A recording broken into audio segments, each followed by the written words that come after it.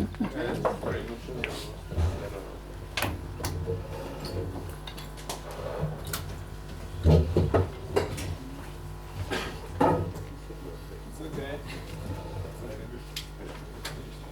Sorry. No, but you have to go there and write yes or no.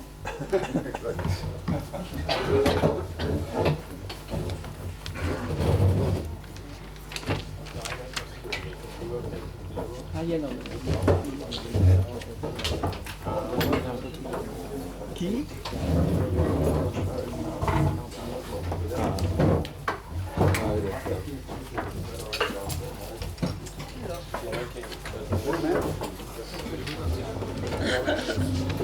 No, ricordo stato il momento in cui ho deciso di portare la colazione.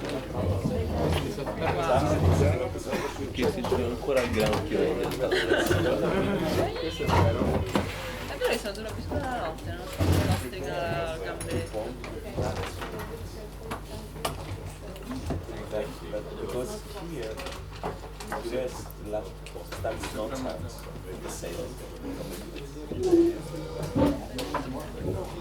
and somewhere more can be.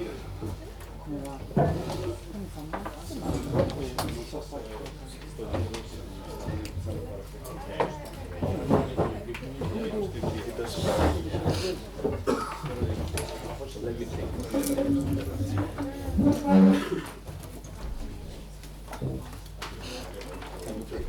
Questo non sta qui però non lo so.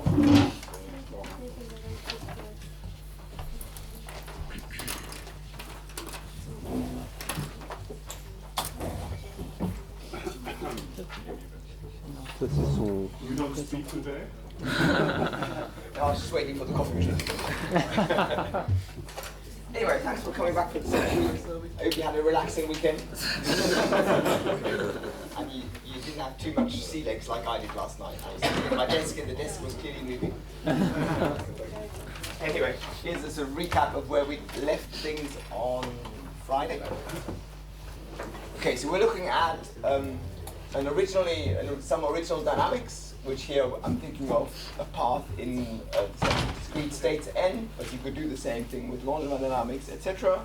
Here I'm summing over a path, and I'm taking an exponential weight with some path observable b, and I'm calling the field that sits in that exponential weight s. Okay, there was this slight shock with the rotation change, but I think over the weekend hopefully that would have dissipated. Okay, so you can think of that like a partition function or a moment generator for the distribution of this path observable. If you then take the logarithm, and typically what we expect for large times, for the reasons that I explained on Friday, because we expect the finite correlation time, we expect the cumulative generator to scale linearly in t, so if we scale this by t, then we expect in the long time limit that this will just be some function of s. Okay? That's basically what gives us a large deviation principle. So in particular, we can get out of this cumulative generator that at long times the distribution of this path observable b will follow a large deviation principle, so it'll have the form of exponential minus time times some function of b. That's the normalized value of b, so b is capital B divided by the length of our trajectory, and this rate function is a Legendre transform of the cumulative generator. So that's the first interpretation of this, that you just think of this as a way of calculating statistics of b, and that's a perfectly good way of thinking about this mathematical quantity. But then, as we discussed right at the end on Friday, you can also now think of this z as a partition function for a new ensemble of trajectories, which is just a normalized version of this. Okay. So I can think of an ensemble that's dependent now on this parameter s, and it's just 1 over the partition function times the original dynamics times this exponential.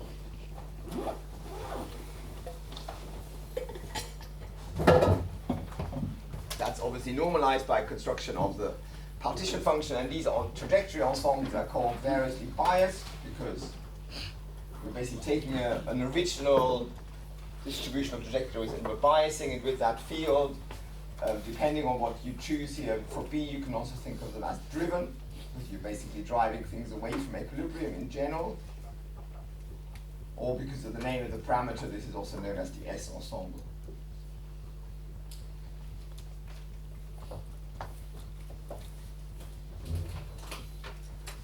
And one thing that, of course, you recognize immediately when you look at this and you compare it with, for example, your standard Boltzmann distribution, you know you can get the Boltzmann distribution as the maximum entropy distribution that gives you a given average value of the energy.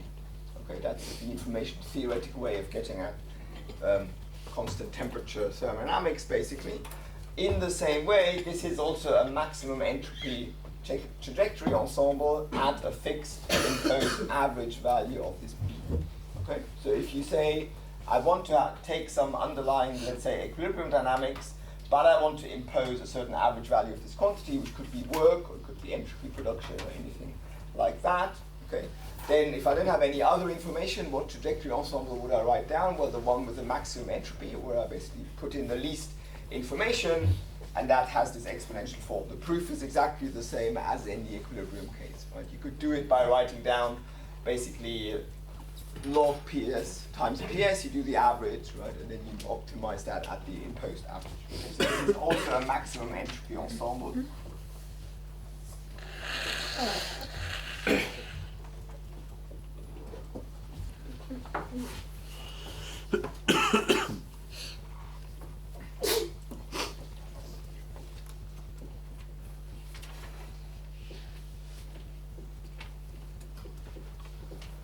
If I impose the average value of B, then this is the corresponding maximum entropy. I should say here maximum entropy is measured relative to the underlying dynamics.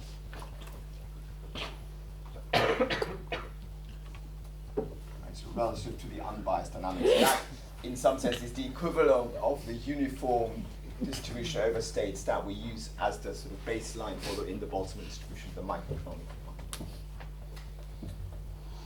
And then by ensemble equivalence, again, exactly the same argument as in classical equilibrium statistical physics, you expect that this ensemble will, for large times, have the same properties as one where you actually fix the value of B, okay? Like we did in the various proofs of the fluctuation theory.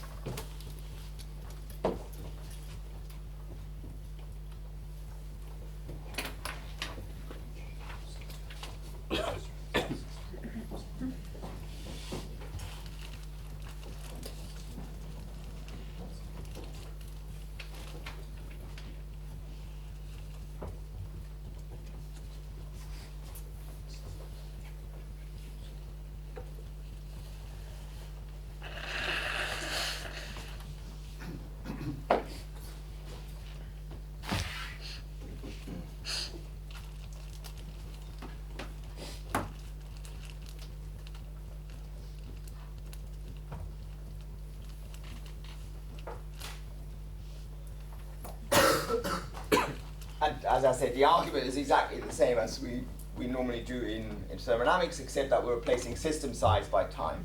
Right? So if you work out the fluctuations of this observable B in this ensemble, right, because B is extensive in time, right, by exactly the same arguments that we normally use when, for example, we look at energy distributions in the Boltzmann ensemble, the variance of this guy is also expected to be linear in T. That's what we actually already discussed on Friday. Right, so that for large times, the relative fluctuations of this quantity go to 0 as 1 over root T. So then you expect it to be equivalent to an ensemble where B is actually fixed. Right? So that's exactly the same type of arguments. I'm not going to write down the formalities here because it literally is just changing notation from what you already know about equilibrium statistical physics to this dynamical case. Right? And that's sort of why I like to call this trajectory thermodynamics, because if you had configurations here, right, then this would look exactly like equilibrium statistical physics. Okay.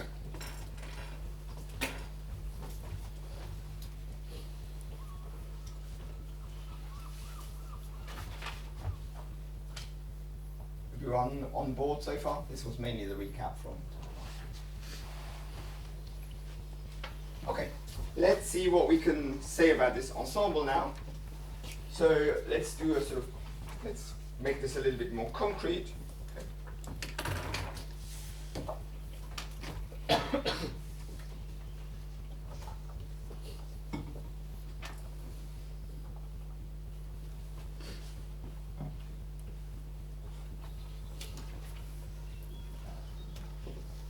So let's go back to this case of Markov dynamics on a discrete state space. Then our path probability without the bias is just, well, we have a probability of the state at time 0, and then we have one factor of basically transition probability for each time step. I'm going to call the total time t, as I was doing here. I'm going to call the time step delta t, and the running time tau. Okay. So then this transition probability has the form delta of n of tau plus delta t and n of t. That's the term where you stay in the same state. So you have the same state at the 2 times tau plus delta t and tau. Then you have a term which comes from the transition or subtracts the exit rate, which is what I call w.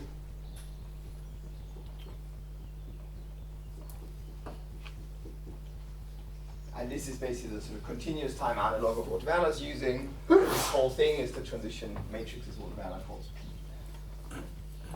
So these were the transition rates, and then at the end I have a probability of my initial state in 0. Okay, which at the moment is kind of unspecified.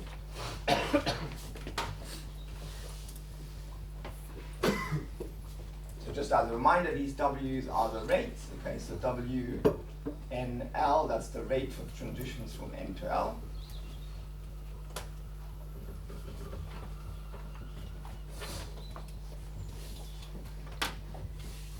And the diagonal term in that expression is negative. It's the sum of all the rates going to other states.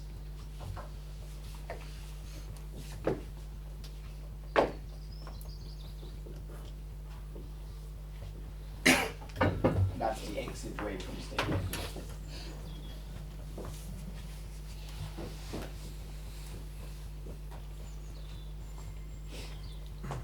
Okay. Yeah? In the probability of the trajectory, why isn't there an exponential, the distribution of the waiting times? Isn't that usually an exponential term? Here I'm working with discrete time. So basically if I'm staying in the same state, right, then this term gives me 1 minus delta t times the exit rate. Okay. If I take that to the power, however long I stay in that rate divided by delta t in the continuous time limit, I get exactly your exponential. Okay. So that is implicitly there. I'm just writing everything in discrete time. Okay. So this is your exponential is the kind of accumulation of factors of 1 minus delta t times the exit rate. Yeah. So you can do all that. Personally, I think also because we'll need to put in the bias next, right? It's easier to keep things in discrete time for the moment. Of course, you can do everything kind of properly with continuous time directly if you want. But anyway, Werner uses discrete time. We might as well do the same thing. I have been using this method. You know, as we do everything the same, I will take to continuous tomorrow. We will here too, so we're perfectly in sync. Exactly. Okay, so I think that's all stuff that we introduced on Friday. But again, I'm happy to explain anything again if anything was left unclear. Okay, so that's our sort of baseline probability. And then we just need to agree what sort of kind of observer we're going to look at. And we're going to take something that's essentially the most generic form that's of interest.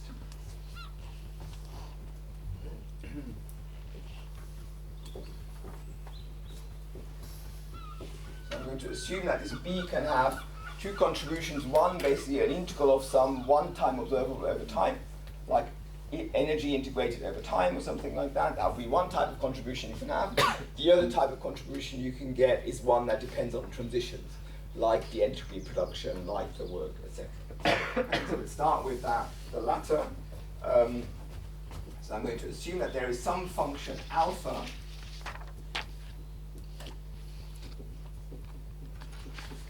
that has 2 states as its input.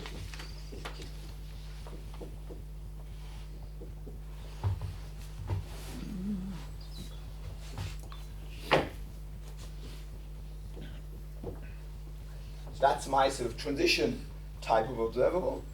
And then I can have an extra piece which would integrate up some local in time quantity.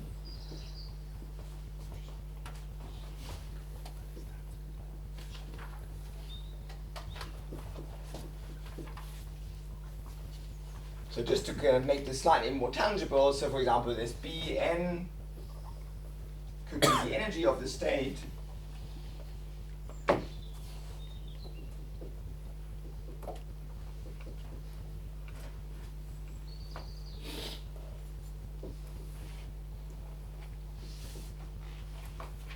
then B would just be the integrated energy, so energy integrated over time.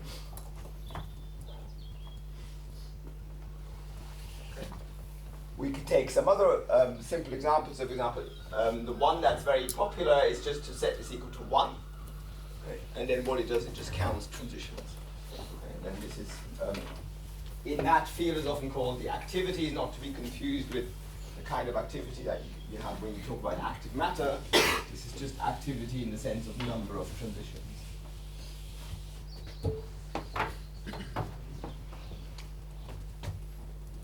As another example, you could take alpha NL1 minus delta NL. So this is just 1 if the states are different. So then B is just a number of transitions between states.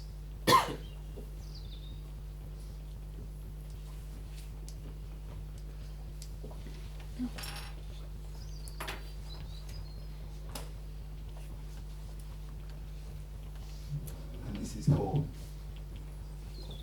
in that context, the activity. That's the common name for it in that field. Okay, but you could do other things. You could have, for example, a current.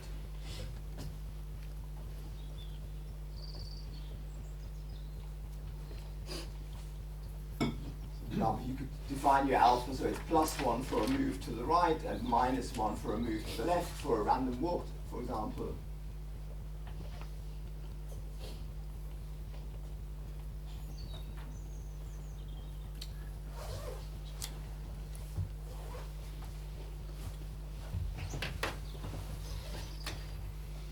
And then B would be the current.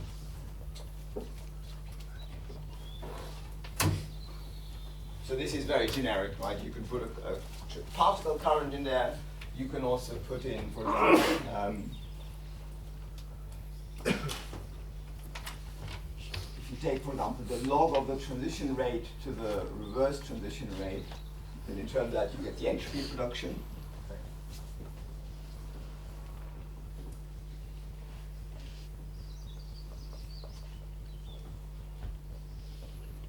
And this follows from basically what we discussed when we were talking about stochastic thermodynamics. This is the factor that comes in when you compare forward and backward path probability. Right?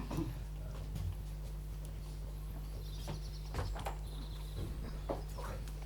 So there's various things you can plug in here that will generate all different ensembles. So depending, of course, on your choice of B, you get a different ensemble. Okay. So here, for example, so other examples would include work, for example.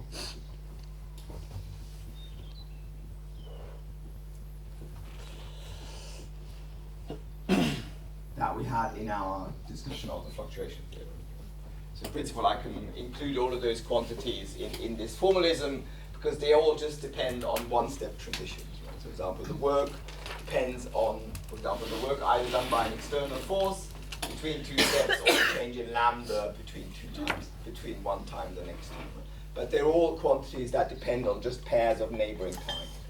And that would obviously help us. Yeah, was there a question about? Can you write a little big? Bigger? Yeah. Okay. We will scale up the font size. Is there anything that's not legible from what I've written so far? Don't say everything. I could just do that with my finger. You can see where that works. Okay. So the idea is now that we can work out what this partition function is in a way that's very similar to what we do with transfer matrices. And the reason is, of course, that time has a one-dimensional structure. Here, everything is Markovian.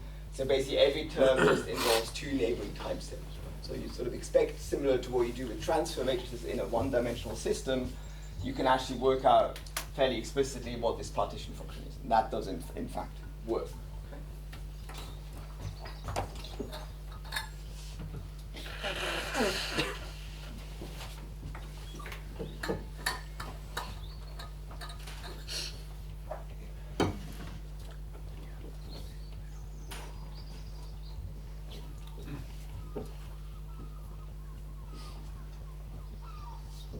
If you've not seen transfer matrices before, it doesn't make any difference.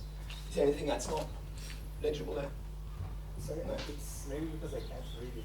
The second line from the work That on one? the right side, That on one. the right column. The most right. Other example, alpha. So alpha and L is equal to. So This one? yes, yes. Start with increasing the font size here. Okay. Is that better? So it's just forward rate over backward rate. Anything else that I should zoom in on? Okay, like I said, if you've not seen transfer matrices before, not a problem. We'll just do the implicit calculation. And for the people who know transfer matrices, you'll see the analogy, I think. So what we now need to do is basically take this weight factor, right, and sort of combine it with this one. Okay.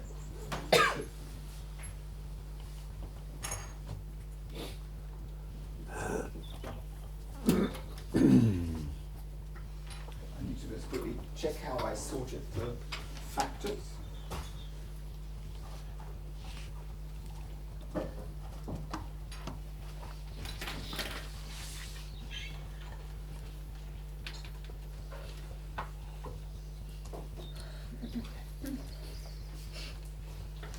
So obviously I can just take the exponential of this and I can combine it with what we have here. So we get a product again over time steps. So we have our original transition probability.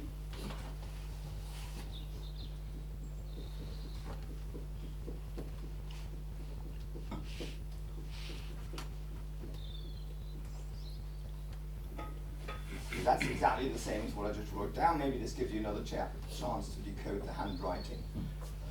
That's identical to what we just had. And then I need to just take the exponential of this. Okay. So that gives me the corresponding factor. So now here I have e to the minus s alpha n of tau, n of tau plus delta t. And I have this term from the integrated time observable, which gives me a minus s delta t b n b at state n of tau. That should be in the experiment.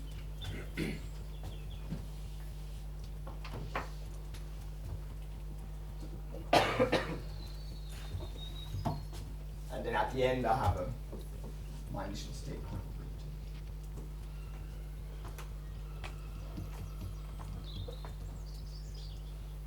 Sorry.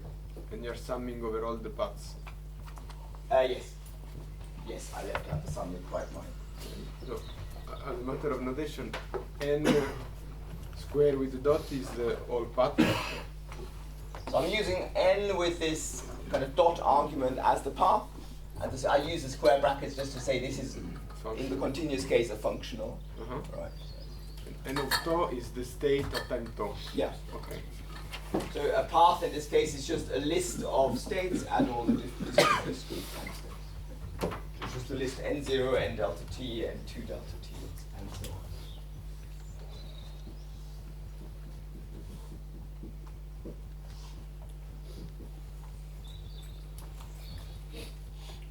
Okay.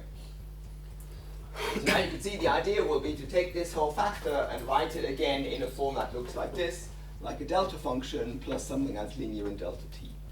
Okay. And then we have basically an effective master of it. Okay, so let's do that simplification. So let me just not write the sum and the product. Let's just focus on one of these factors. we're going to try and simplify this guy.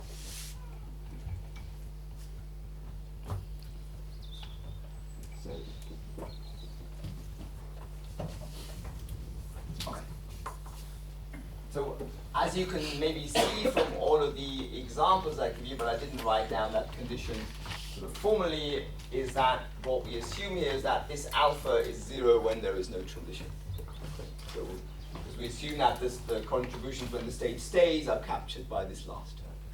Okay? So we're going to assume throughout that this alpha n is 0, and then otherwise it's non-zero.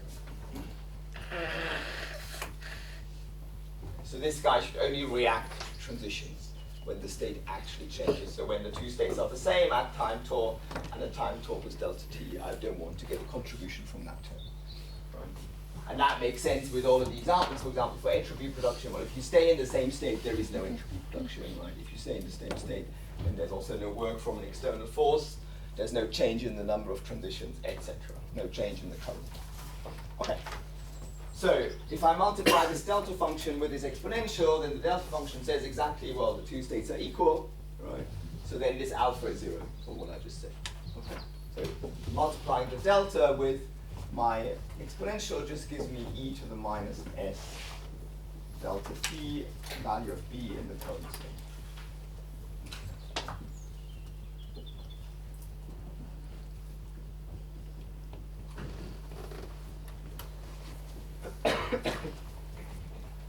So that's my delta function times the exponential, just simplified using the fact that alpha vanishes when I have the same state as enforced by the delta function. If I take this quantity and I multiply by this one, well then you see that to order delta t, right, the only term I need is this one times that one, because that one gives me a higher order correction. Right? So what will be left from that second term is just plus delta t, the transition rate of the original dynamics,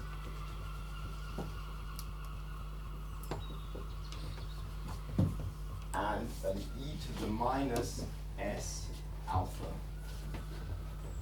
dating.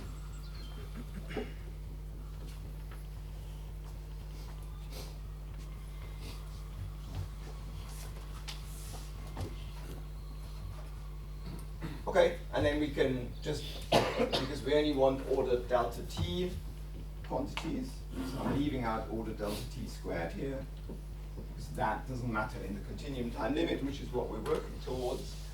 Right. And then to the same accuracy, I can also linearize the exponential here. Yeah? So alpha from n of tau to n of tau plus delta t. Why aren't you expanding it in terms of delta t and then writing it? Because that's not necessarily a small function, right? And these states are discrete. Oh, okay. Right, so there's no, at the moment, at the level of the state space, I'm not assuming any sort of continuity. I can go back and do Langevin dynamics later on by taking continuum limit if I want, but at the moment the ends are discrete. And so, for example, if alpha has this form here where it just counts transitions, right, there's nothing you can expand, right? It's either 0 or 1, right? And you can't, there's not really. So at the discrete level, there is no, these are just basically discrete numbers. The ends are just discrete states for the moment, yeah, exactly. I should have maybe written that down somewhere. Okay, so now we're almost done. So we have we get a term that looks like the original. So we have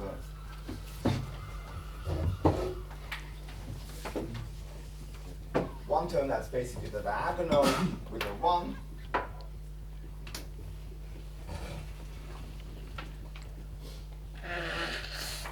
And then we have in terms of linear terms in delta t, we have a minus s delta t.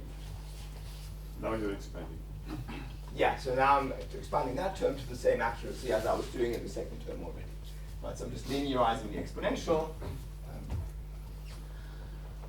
As it tools, that's got too big, that font.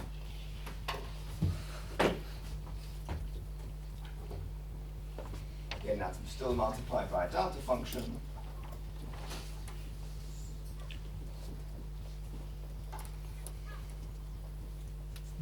Okay, That's all I'm doing in that step. The last term stays what it is.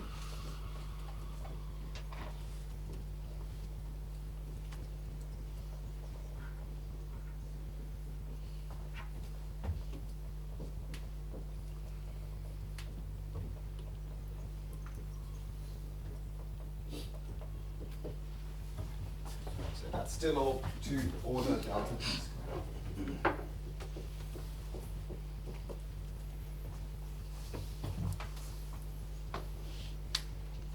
I know it's Monday morning, but that's probably the worst bit of algebra that we're going to have to do. So it's not too bad.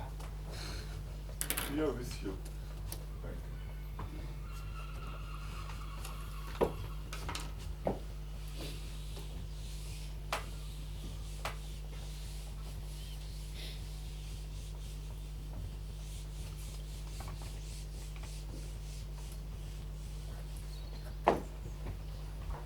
So now you can maybe already see that I can now write this in a form that looks like what I would get for standard Markovian dynamics. Okay. So I'm going to write this result as a delta function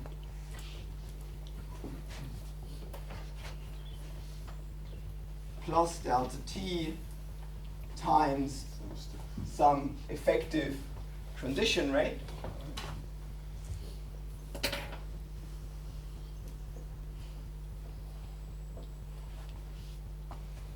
And this thing also depends on S, which we have to remember. So what is that effective transition rate? Well, we can just read it off from there. So this W hat Ln, that's for a transition from N going to L. I've arranged the indices early here. The indices are such that the early time state, the initial state, is on the right. And that's because I want to use matrix multiplication, so I've arranged them that way. Okay?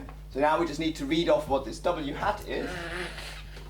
It has on the diagonal a term corresponding to minus S, B, L or Bn, doesn't matter, delta Ln, right? So that's the term that comes from the integrated part of my trajectory observable. And then I have basically the original transition rates from N going to L, but weighted with this factor e to the minus S alpha N.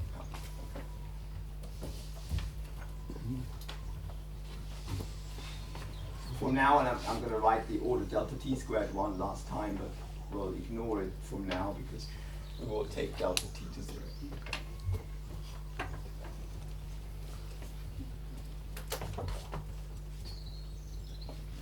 Okay. I need to quickly drink some water and you can think of questions.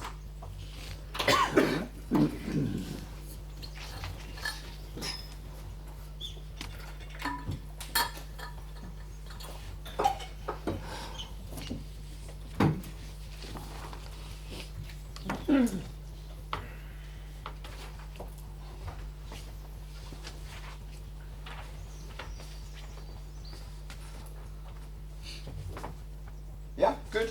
Very good. So this thing is called the biased master operator.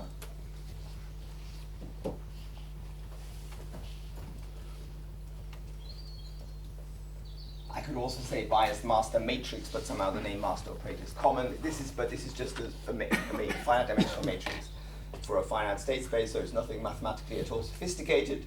Okay? And it's basically a biased version of the master operator because I have these S's crawling around here, right? In the case where I have S equals 0, then obviously this goes back to the usual master operator, which just contains the transition rate and the negative exit rate. Right? Of course, one thing to be aware of is that this thing in general does not conserve probability. Right? So it does not, the way it's written, define any actual physical dynamics. Right? Other than that, it has sort of similar properties to the original master operator, in particular the diagonal elements. The off-diagonal elements are all positive, right? And then you have your diagonal elements on top of that. Okay. So given that little calculation, if you see if I now look at my expression for Z, right? I can basically think of each factor in this product as a matrix, right? And then what I'm doing is I'm just multiplying all of these matrices together, and then I'm summing over all the indices, which is the sum over states. Right? And at the end, I'm doing a flat sum over the final state. Right? So you see that what happens when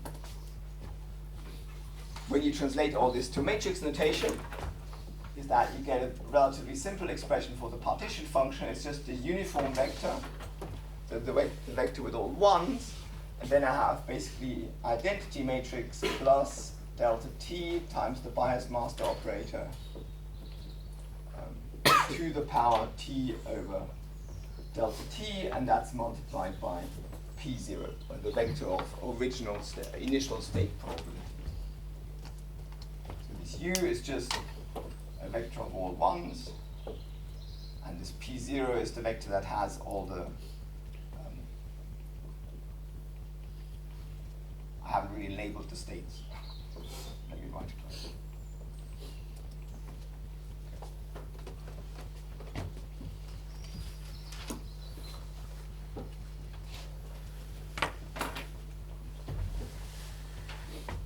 Okay, so that's the sort of transfer matrix-like representation of this partition function.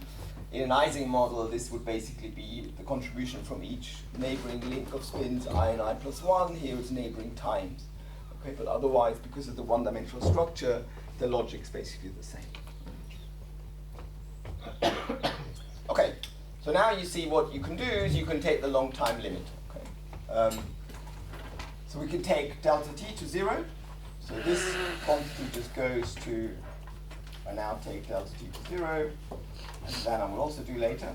We just get an exponential, so we have uniform vector transpose e to the time times bias master operator times p0.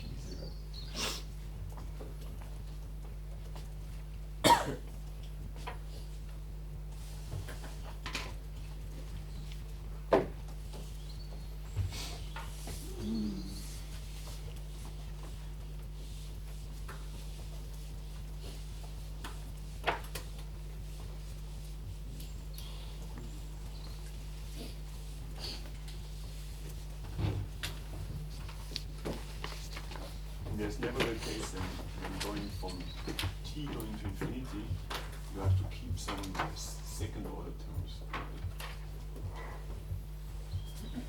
terms. So at the moment I've still taken t Is finite. finite, right? So I'm taking delta t to 0 first, and then this is kind of unproblematic, right?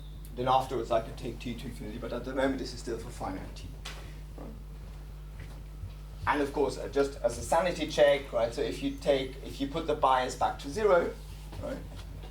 Then this is the usual master operator, right? And then this is just 1 by probability conservation, because you take the initial state, you propagate it in time, then you add up all the probabilities, right? So the partition function comes out to be 1, which is exactly what you'd expect, right? Because it's the average of e to the 0. Yeah. U transpose Sorry? U transpose ut. That's this uniform vector. This is 1 1 1 1. Yeah. Okay. Is that not what I wrote? That's what this is meant to say. Some comments there, that's clearer. Yeah, so it's just the vector of all ones, because we want a flat sum over states. Or if you want this, it's a sort of projector onto final state. Okay. So in general now this, of course let's assume we can diagonalize W. This is true in most cases, although of course there can be exceptions, right? Because this thing doesn't have to be normal depending on what I assume for the underlying dynamics. Okay? But let's assume we can diagonalize W.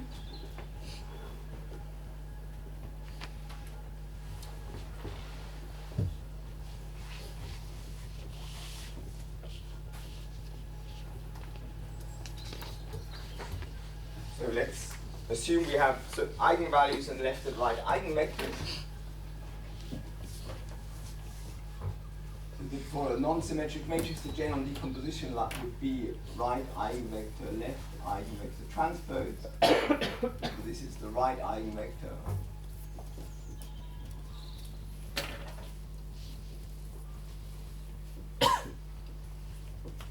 That's the left one, right? And these guys are bi-orthogonal, so Li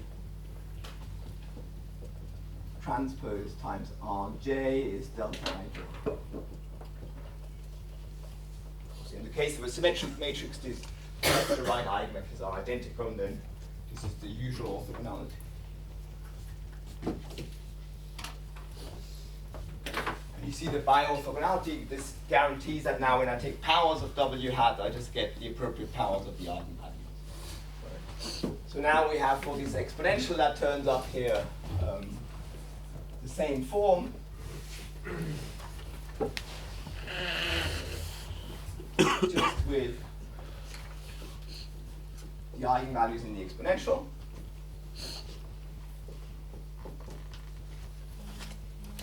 And obviously the size of this decomposition is the size of my state space in this case, because that's the size of the matrices. Right? And if I, let's say the largest real part, the eigenvalue with the largest real part is lambda 0.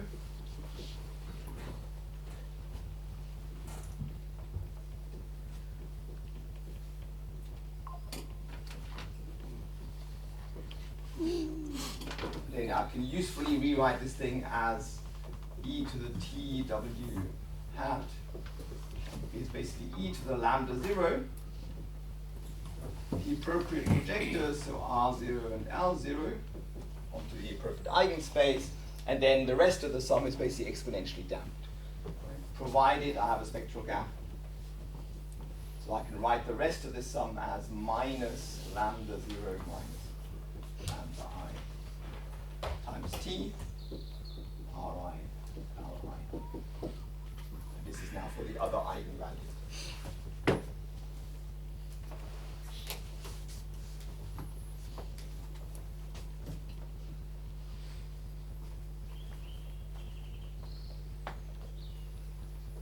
You dropped an E. Did I drop a You wrote sum to the and So I'm drawing a blank. Say again, where did I drop something? look at the sum. Yeah. Thank you. A floating exponential. Very good. Yeah. The operator W tilde, is it like a valid Markov process generator? No, it doesn't conserve probability. Right. So because there's no reason in general that, for example, the usual constraint that in my notation the column sums are 0, right? Because you're fiddling with the transition rates here and with the diagonals, right? That in general does not conserve probability.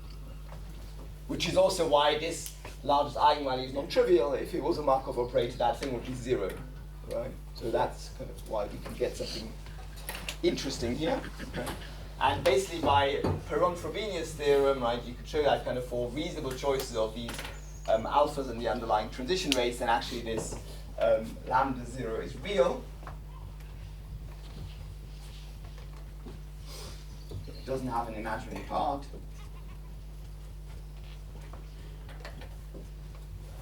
So this works the same way as kind of for usual Markov chains. Okay? And so provided there is a spectral gap,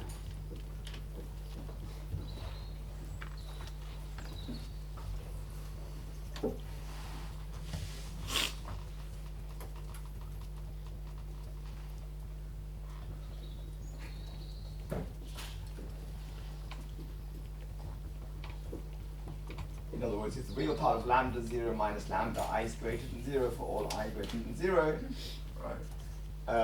Then you see that all of these terms are damped exponentially. Okay? So that means when you take the long time limit, right, that the only term that survives is basically this exponential. So for long times, the partition function is just U transpose R0 to the lambda 0t L0 transpose.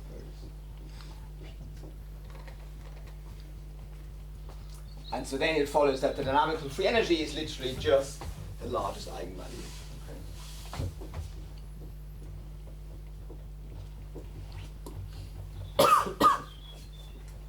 So that's sort of the simple result you get out of this, is that actually by essentially a transfer matrix calculation, you can get the dynamical free energy by writing down this W hat, finding the eigenvalue with the largest real part, that will be real, and that gives you the dynamical free energy. Okay.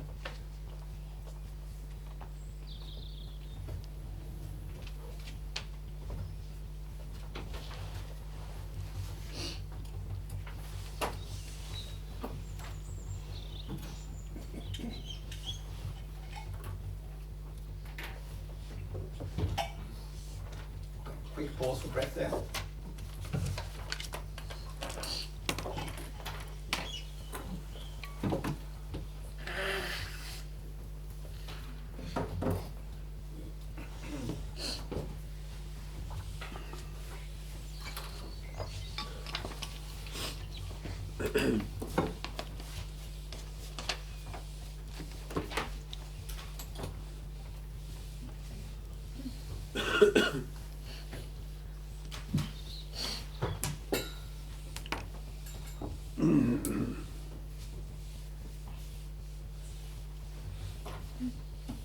Sorry. Yeah.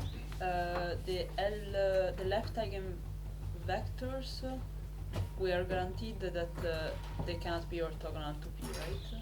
Or is there something like that? So can it be 0? That's a good question.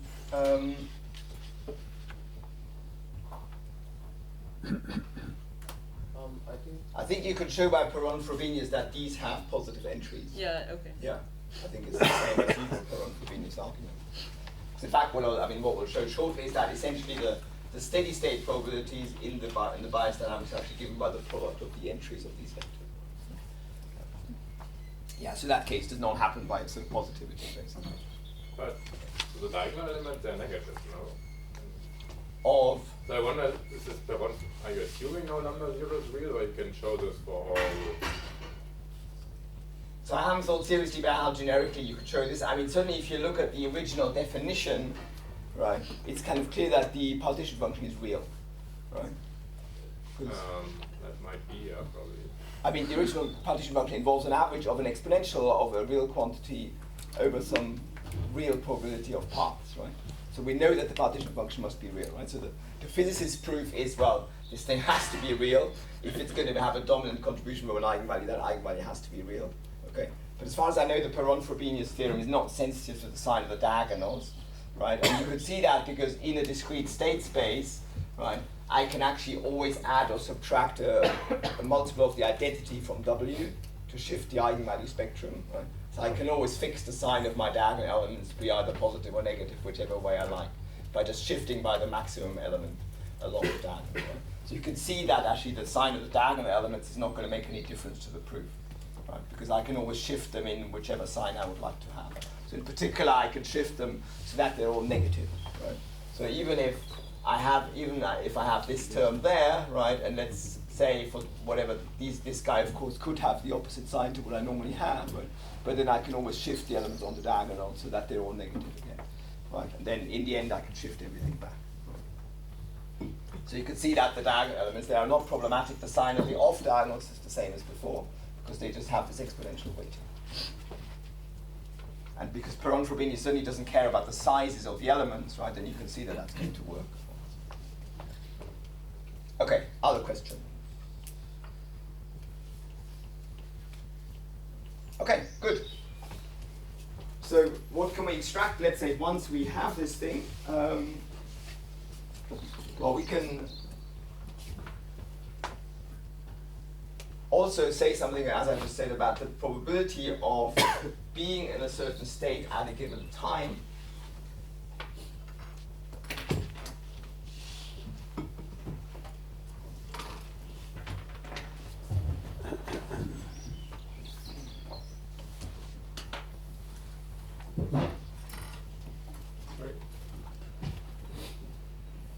Is there a question?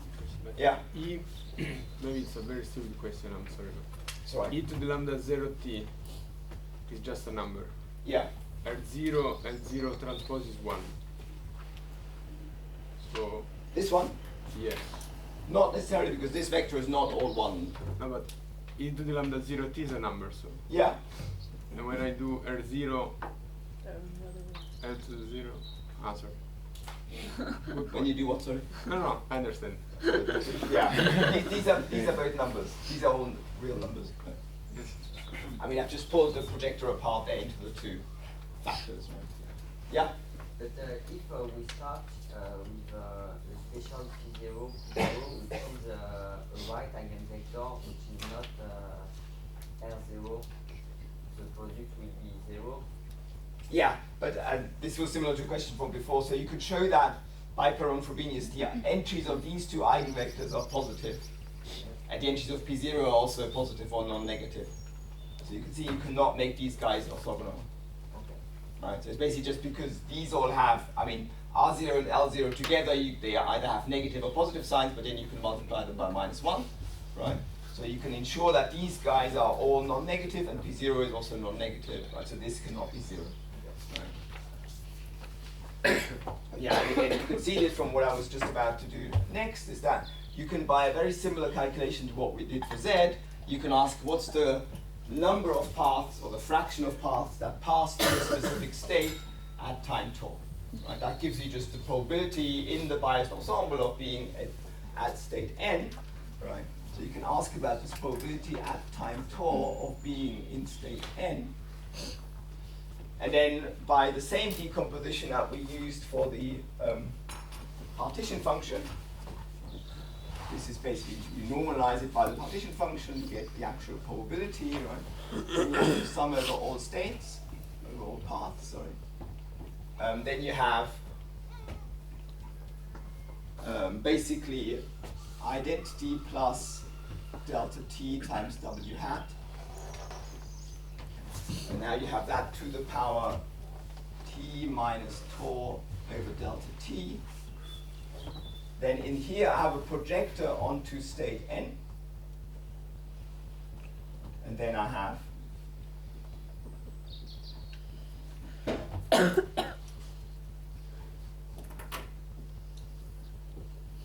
the propagation up to time tau.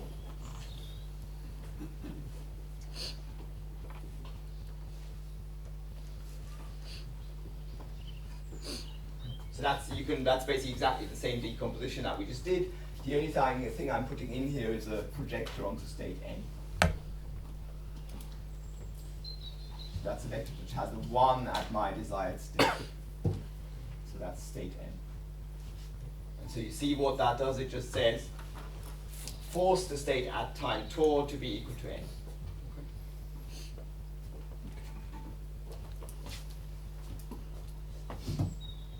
And then you see for large, first of all, you then take delta t to 0 again. Right?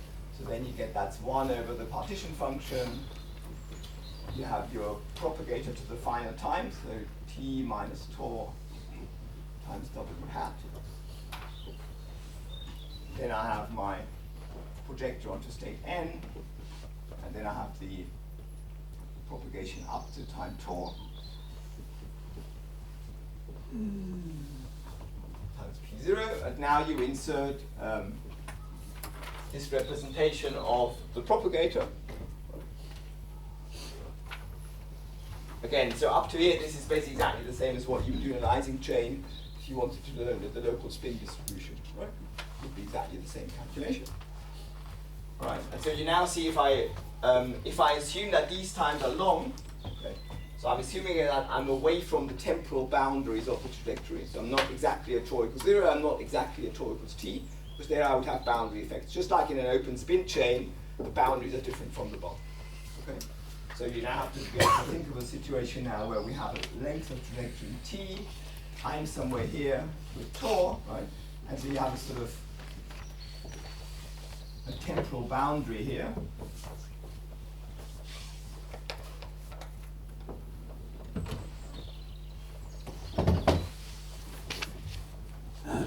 Here in the middle I have the bulk. Bulk in the sense of time now, right? So once I've let the trajectory sort of reach its stationary state, right, then I will get stationary probabilities. Yeah? So when did we fix the final conditions? Because this happens if you decide that at time t you are in a certain state, isn't it? We did, or so we with a haven't- certain probability. Yeah, so we haven't fixed anything, right? So because we were just, and I should have put my vector u here. So we're just summing over final state, so we didn't fix anything, right? But the evolution here, if you want, is not with w, right, but with w hat, right? So in some sense, u is sort of the wrong final state, right? So you do get corrections at the end of the trajectory. And of course, mathematically, you can see this from the fact that if t minus tau is smaller than the inverse spectral gap, right, then here I have to include these kind of subleading terms. Right? Okay. So we haven't done that yet, but what we'll do next is insert only this term. Right? But you see, if I'm close to the end of the trajectory, I also have to worry about these terms. Right? And these are the boundary effects, basically. Right? And this is literally the same as, like you say, you have an open Ising chain. Right?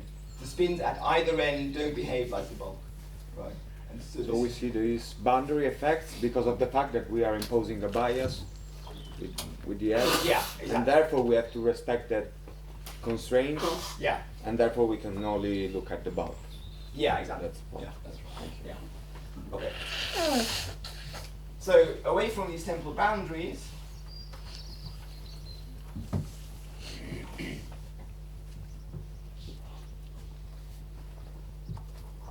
so that means in particular that tau and t minus tau have to be bigger than the inverse spectral gap of w hat.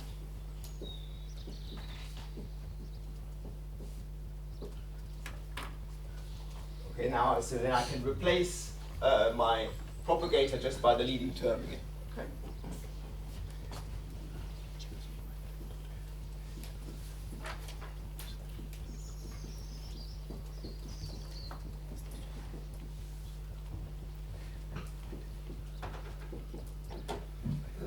And the corrections in that, if I'm in the right regime, are exponentially small, provided there is a finite spectrum.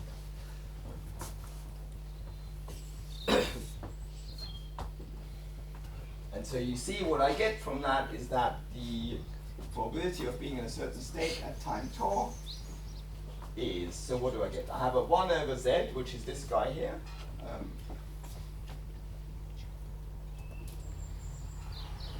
And most things will cancel, luckily. But we need to keep the constant just to get the right normalization.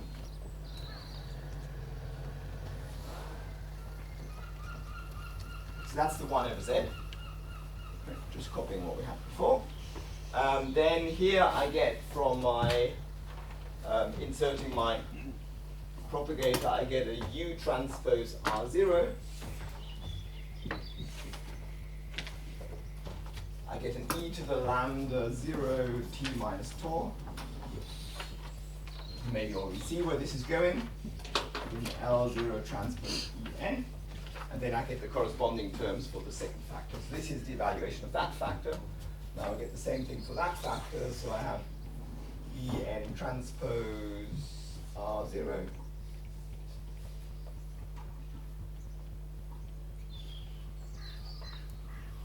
E to the lambda 0 tau, and then what have we got left? L0 transpose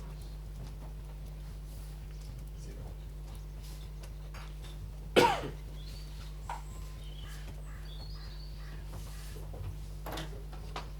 And you can see, as I said, the prefactors here from the partition function, they cancel.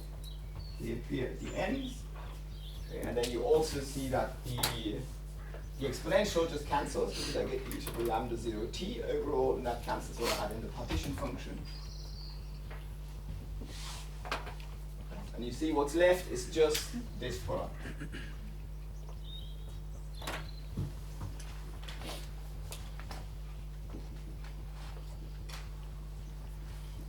So this stationary state, if you want probability, is just given by L0 transpose En. En transpose R0, or given that this is unit vector, is just the nth entry of L0 multiplied by the nth entry of R0.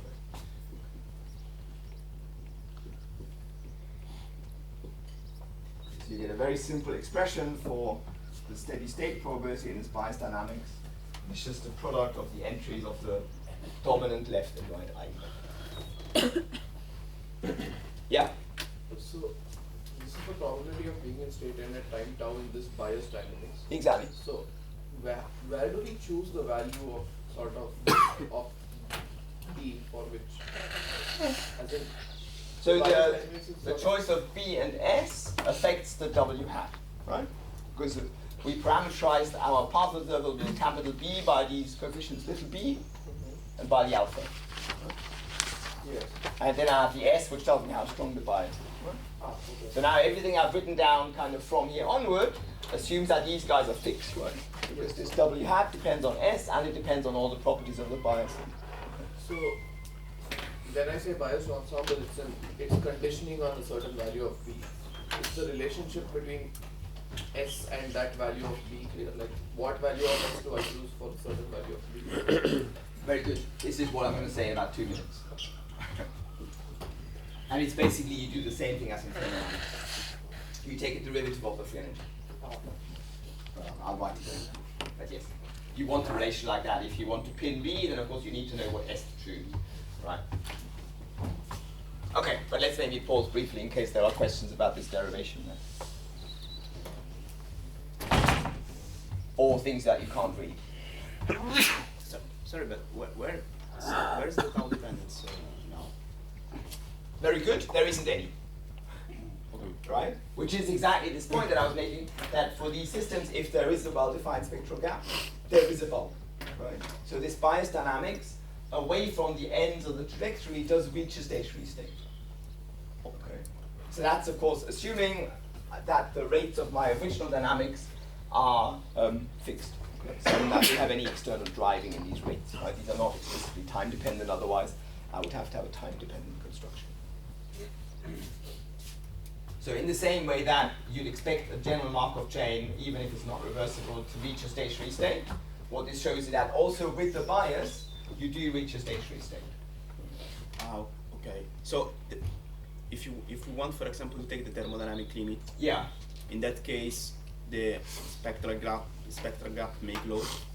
Yeah. And so if you take the inverse limits, you may not reach. Yeah, that's true. You would have to be careful, and there's lots of interesting things that happen in a system where the I was spectral thinking, gap for is example, not the example of Werner. For example, there we had the spectral gap which was 1 over n. Right. And then that closes into the 1. Yeah. So then that means in that case you'd have to have time to yeah. Okay. Yes. So for an arbitrary bias generator, is it even clear that this is a probability what you have written down there? Yes, because these L0 and R0 are you can choose them positive by Perron Frobenius, and by orthogonality, this guy sums to 1 if I sum over all n. Right? Because this is just a scalar product of L0 with R0, and that's by orthogonality of the eigenvectors. Right. Yeah. Right, but I mean in general, for an arbitrary S, you propagate some state, and this might no longer be a probability, No, because so I'm just summing positive probabilities everywhere, right? So all I'm doing is I say I have a certain trajectory ensemble. Okay. Each trajectory has a positive probability, and now with this projector, all I do is I pick out all the paths that go through state n at time torch. But say the W hat on the left. Yeah. If you wanted this preserved probability, then you have to, when you sum over L. No, this does not preserve probability. Right. But that and then doesn't. you propagate some probability with something which doesn't preserve probability, according to you. Yeah, but it does still provide a valid path weight. Right. That's Okay, the but I only mean, like, what does this probability mean then? So if I put S equal to 0, yeah, then this is really just a steady state, and that's the probability of finding the system in a steady state. Correct. Right? Now I put S equal to whatever, pi times whatever I want. Yeah. And then I get a number out. Okay, this might be between 0 and 1, but what does it mean? It is a real probability, right? Because what I'm doing is this is the sum over all paths. Yeah, but in the lab, how do you measure that? How do you get this? It's like for S equals 0, I mean, how do you experimentally realize this ensemble with a given S or something? No, just what I mean, like for S equals 0, I Yeah. just have a process and I can sample it, and I can get the probability distribution of it. Yeah. Now now we compute some quantity, which we call probability, just for mathematical reasons. No, it's a probability. For non-zero S. Yeah. And this non-zero S, what is this experimentally? Well, so on a computer, for example, the thing you can do is what you do kind of in Markov chain Monte Carlo, right? You can basically sample from that trajectory ensemble, right? This is a big state space, right? But a list of states n at different times delta t, right?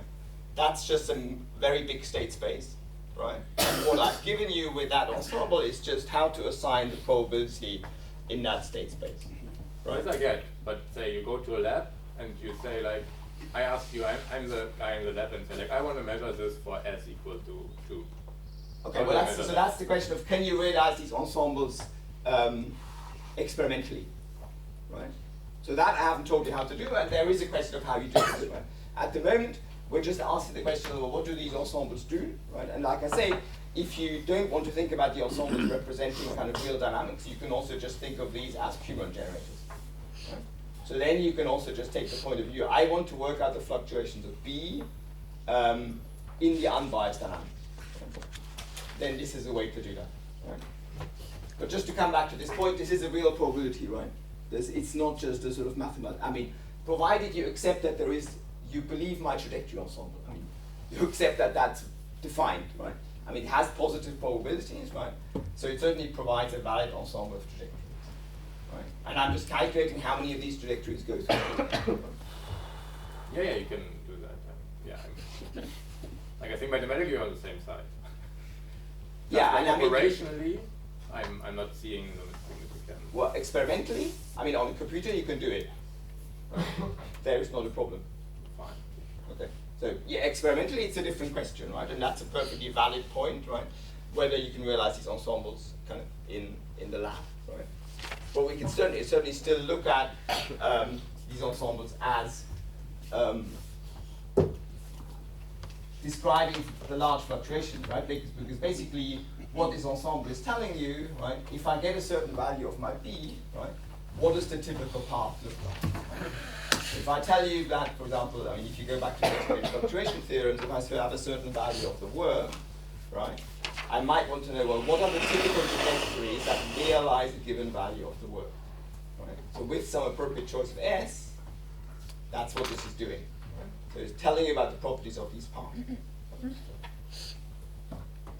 So it's just basically picking out paths that have a certain V, right? Could be the work, which is what we did in the calculations that we did before the weekend. Okay, other questions?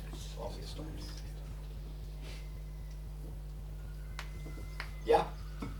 Sorry, on the bottom expression, the index of the probability is not the timing mark, it's n. Are these the same thing? Sorry, that's purely a notational lapse. Oh, Thank you. So, and the dependence on S is still contained into the eigenvectors. Absolutely dependent, yeah. So in principle, of course, yeah, the lambda 0 and all these eigenvectors, that depends on S, right? It also depends on the observable. Yeah?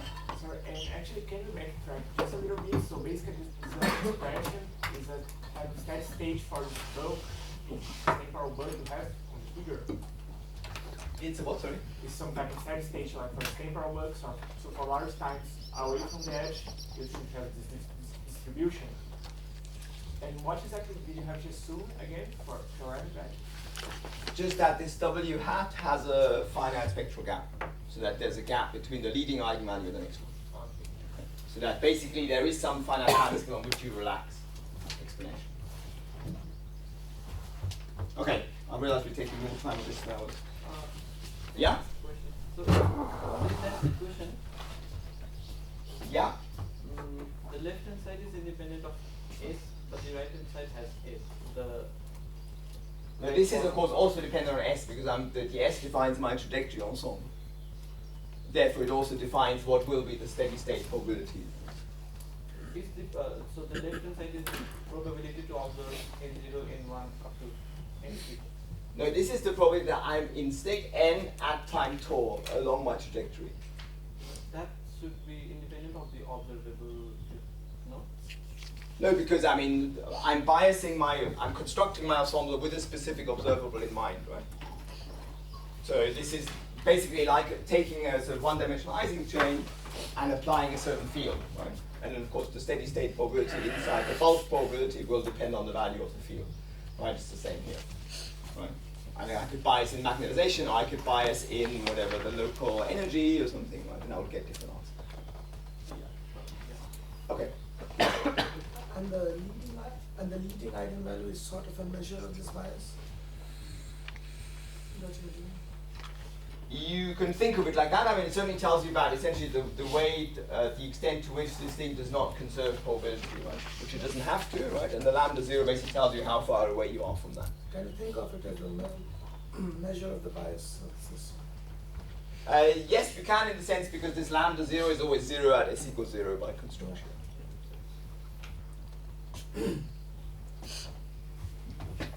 Other questions? Okay. So there was a question earlier about how you calculate the value of B, the average value of B in the ensemble, and that's really just the same as what you do in equilibrium.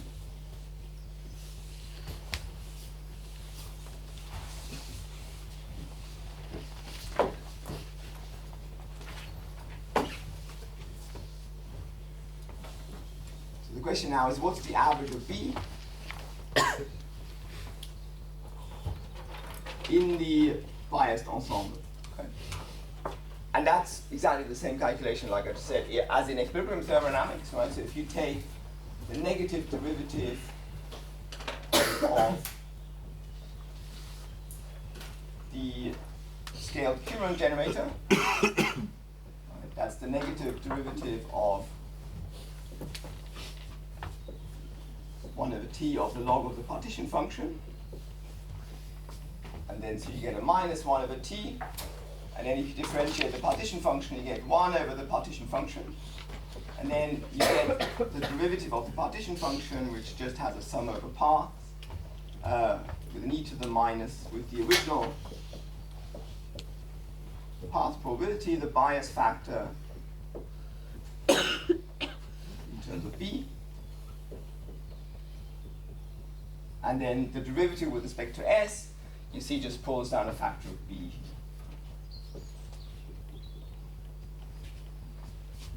I think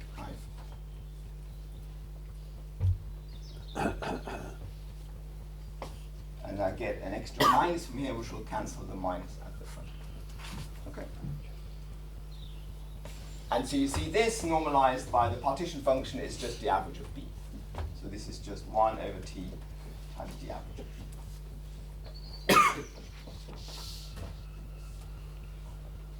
So you see that once you have the dynamic of free energy, you just take the derivative, the negative derivative, that gives you the average of the observable. Right? This is exactly the same calculation that you do when you calculate the magnetization as a free energy derivative of a field. Right? It's exactly the same.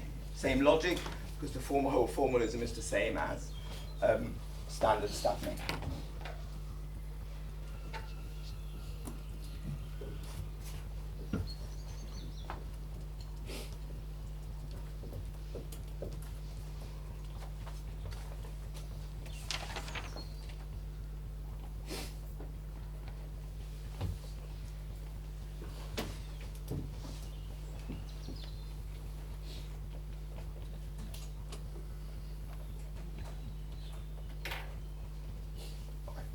That probably all makes sense to everyone, I hope. Okay, let me show you one simple result that you can get variationally. Bernard's already told us about the fact that in general, if the underlying dynamics has detailed balance, then basically we can symmetrize the corresponding master operator by an appropriate factor of square root of the Boltzmann distribution.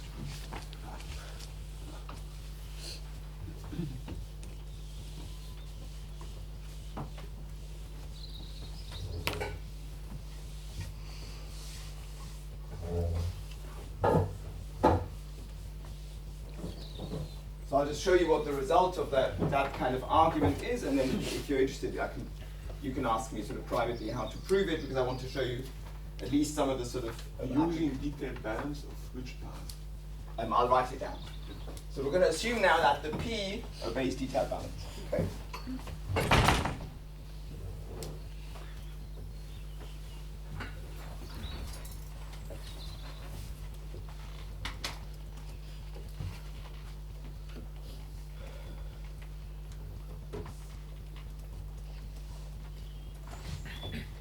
And the other thing we need to assume is that alpha is symmetric.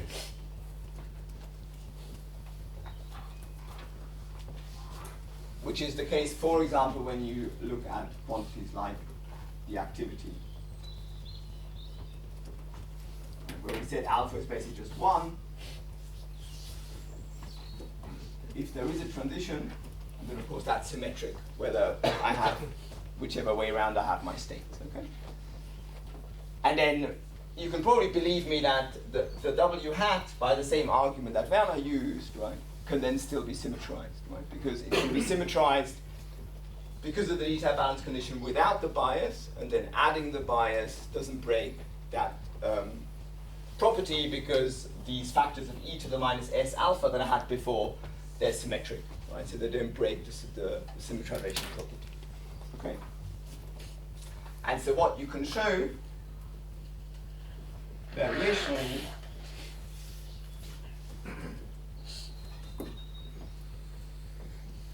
is that you have a bound on this dynamical free energy,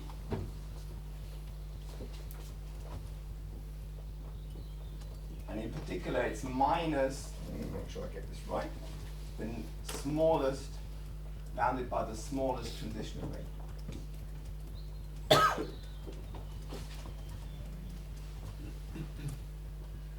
And if you have a sort of integrated piece to your trajectory observable, then that also features. So in particular, let's make it even simpler, and let's take that part to 0. It's not the smallest transition rate, it's the smallest transition rate plus something. Right? Exactly, so, but I'm going to simplify.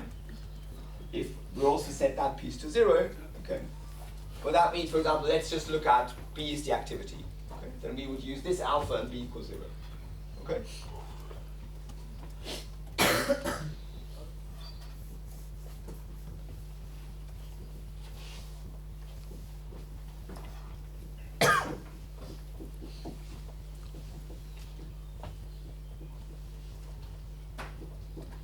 So then basically this dynamic energy could not get smaller than the negative of the smallest exit rate from any state.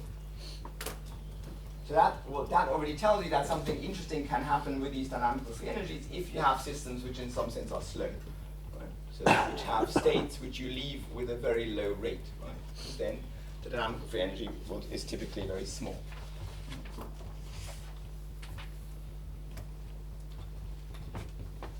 Sorry? Yeah. Can you remind me the alpha and W relation? I think like the transition at the level of the. I go to the example for activity alpha Ln, this one and you link that with the W. So I'm kind of. So these are the original transition rates of the original dynamics. Of the original, yeah. Okay. And so so this is the general result if you have the original dynamics has detailed balance and you bias with something that's symmetric, then you have this lower bound on the. Okay. Sorry, and the next line is an equality, not a bound. So if I also set these B's to 0, Okay. so if I only have, for example, B counting number of transitions, right, then obviously this simplifies to that. But before there was a bound and now it's an equality. Sorry, yes. Okay. Thank you. No, it doesn't become equal. Okay. Okay, so let's focus on, let me just show you some examples of what can happen in some physical situations in the sort of remaining few minutes.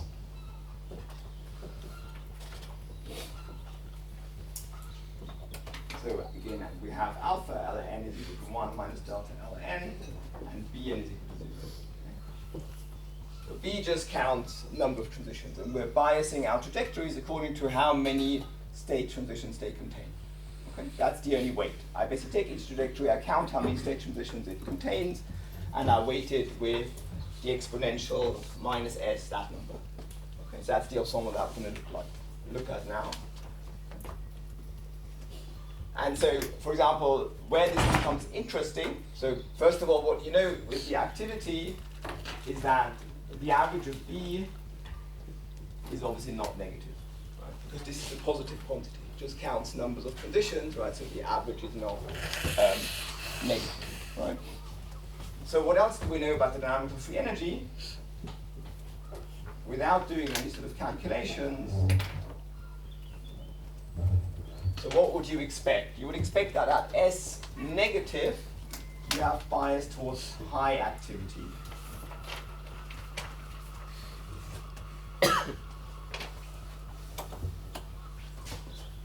So there you'd expect a non-zero activity, definitely, right? Because remember the bias factor was e to the minus s b. Okay? So if S is negative, that means I put more weight on trajectories which have high b. So here I definitely expect non-zero average values of B, okay, and then correspondingly I expect a non-zero negative slope of my dynamical free energy. What else do I know? Well, I know that at S equals 0, the dynamical free energy is 0, because the partition function is 1. Right? So the dynamical free energy has to look like this, roughly. And so now you see if I have a system where some of these exugates become very small, right, then on the other side, this bound will kick in, right? And in fact, under certain circumstances, and there's quite a lot of models that do that, this minimum basically tends to 0 in the large system size limit. Okay? And then you have a situation like this. So if this minimum transition rate goes to 0, for n going to infinity. So that's a relatively generic scenario for ensembles which are biased by activity. If you have slow states in some sense, right, then the dynamical free energy will look like this. Okay? And that means in general you have a first order phase transition at S equals 0.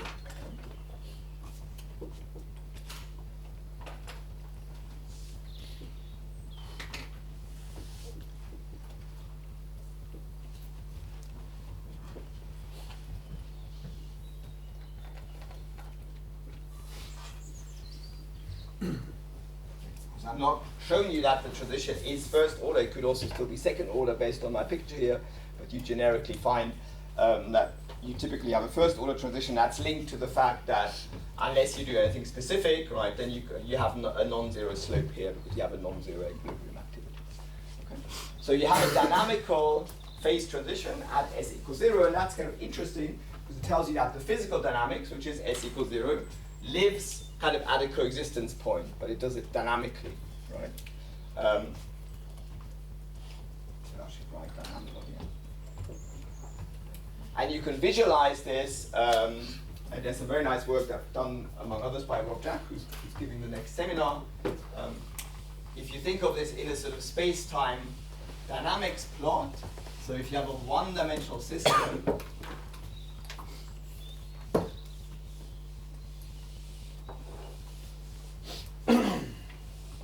Sorry, C is what in 0? Sorry? Psi is it's 0. Because So the it's- partition yeah. function is 1 by construction. So this is the logarithm of z divided by t, so it's 0. But then it has to be 0.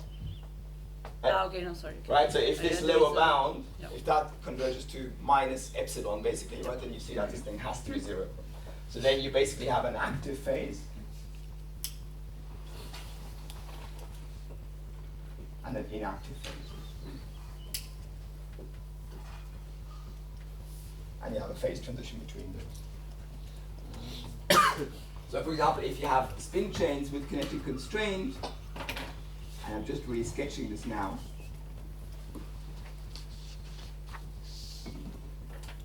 Sorry, with a kinetic rather than symmetric constraint.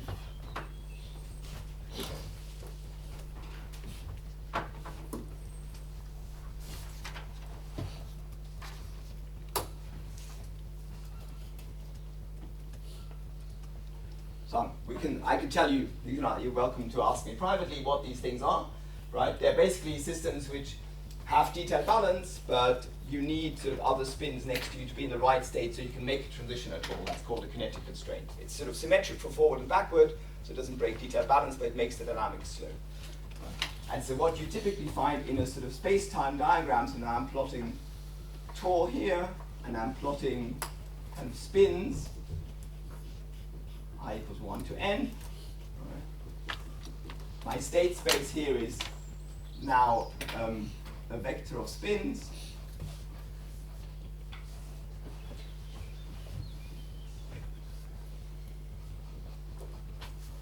Okay, so it's now a 2n dimensional state space. Right? The size of the space is 2 to the n. Right? And what you basically find if you look at kind of how many spin flips there are, you find that this diagram has sort of space-time sort of bubbles like that. Okay, let me see if I can draw those properly. So you get sort of regions of activity.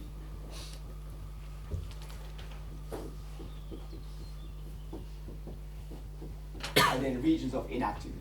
There are much nicer pictures that you can see in the relevant papers. Right? So there are kind of active space-time regions.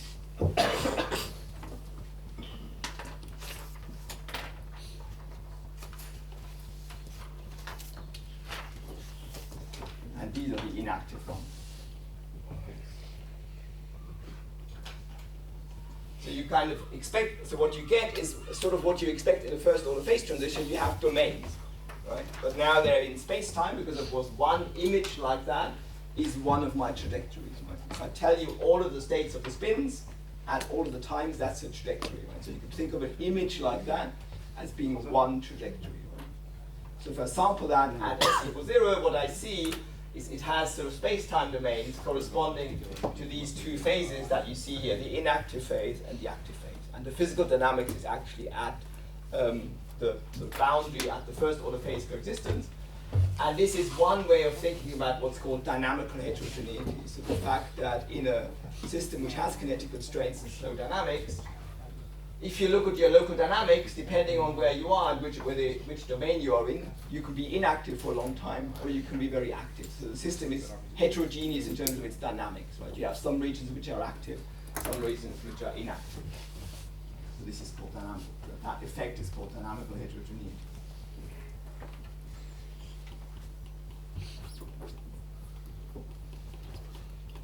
Except that's the same system, right? It's not part of the system that's So that's a system in a stationary state. Exactly. But if I take any time slice and ask myself how many spin flips are there around that region, for example, or you look at a correlation function, Yes. you do find that that quantity is spatially inhomogeneous typically. Right? So you have some regions which are very slow and some regions which are fast.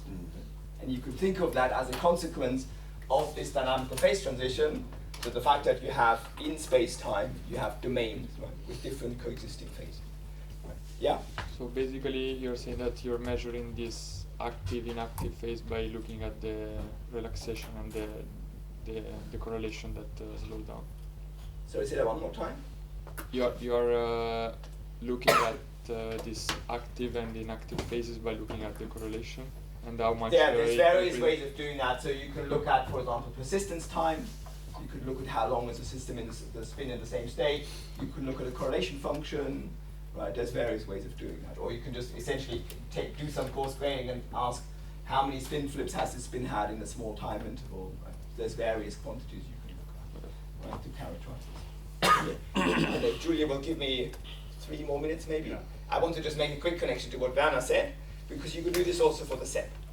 Right? You could take the SEP and you could say, let's look at trajectories, so the simple symmetric exclusion process.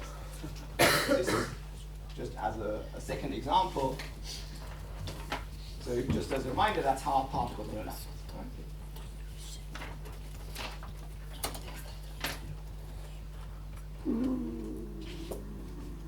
And again, you bias this in the activity.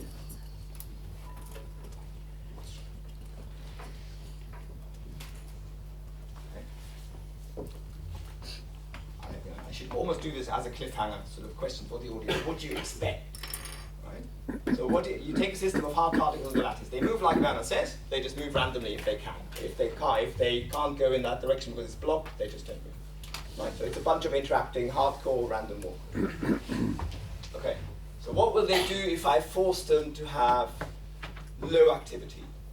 What do you think? So what will happen in the inactive phase? Again, this is S equals 0, and we're just going to look at the physics now, so I'm just going to write words here. So what do you expect the inactive phase to look like? They get very close, so nobody can move. They get very close. What did someone else say? Cluster. Exactly. Right? Because the clusters are a good way of making sure you cannot move. Right? So you get cluster formation in the inactive phase. Peter, why do you inverse inactive and active now? Sorry? Previously inactive was on the... I'm sorry. You're right. My mistake. While I correct this, you can think about the other side. What would happen there?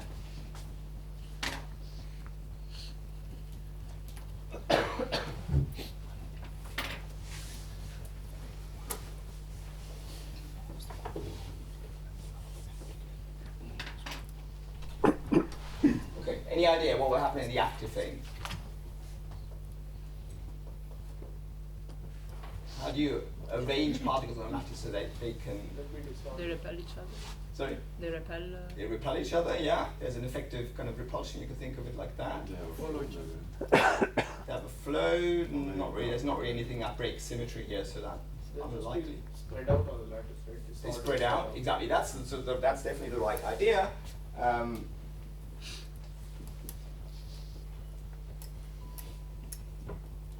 And so what turns out to happen here is you actually get what's called hyperuniformity.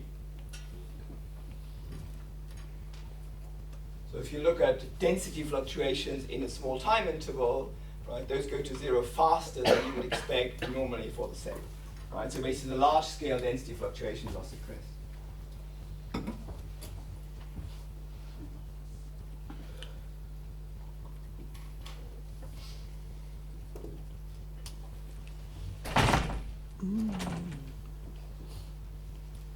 And sort of in mathematical terms, that basically means that the structure factor at Q goes to 0.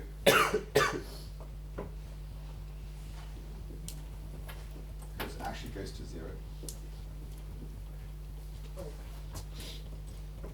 Yeah? Doesn't the set map exactly to a spin chain? Like, is the kinetic constraint different in this case, or?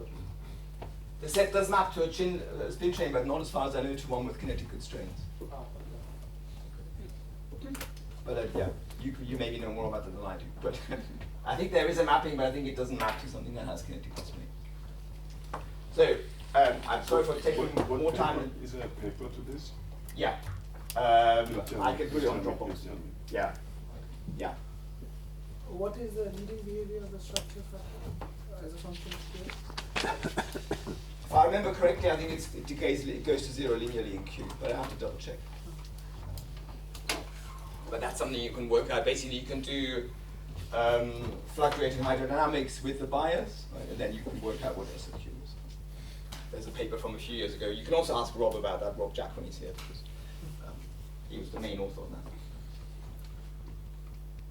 Okay, so at least I hope that's kind of, with the physical examples that made the sort of formalism a bit more tangible. I realize this is all fairly abstract, but the key sort of take home, if you weren't so keen on the transfer matrices, etc., is that basically what we can do in dynamics, we can find a formalism that defines dynamical free energies, and we can have phase transitions in the dynamics.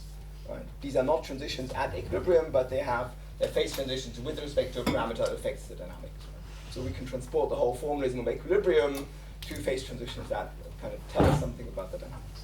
Okay, and then we'll do probably non-Gaussian noise next time. Thank you.